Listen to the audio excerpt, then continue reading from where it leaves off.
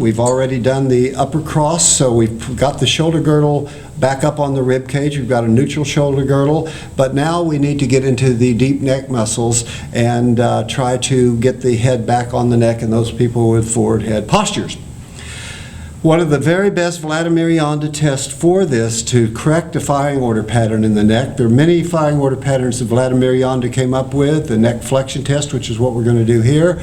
The hip extension test, hip flexion test, shoulder abduction test. But this one is the one that I always use because it is something that's very, very simple. When the person gets on the table, the very first thing you ask them to do is simply lift their head up off the table and watch what the chin does in the first 2 inches as it comes off the table. So Michelle, would you please just lift your chin up off the table? Notice what happened in the very first 2 inches.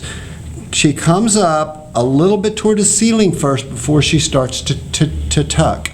Okay, if you have a child at home and just ask them to lay down on a table and lift their head up, the first thing they're going to do is their chin's going to cock like that toward the chest, and then they're going to lift their head up. Why is that? That's because they have a perfect firing order. Longus capitis, which attaches to the base of the skull, it fires first and causes the head to cock on the neck, flex forward on the neck. Then longus coli fires immediately too, and then after the head is already in this cock position, we don't care what happens in the firing order. Usually it's sternocleidomastoid and anterior scalenes that are pulling the head on up into neck flexion.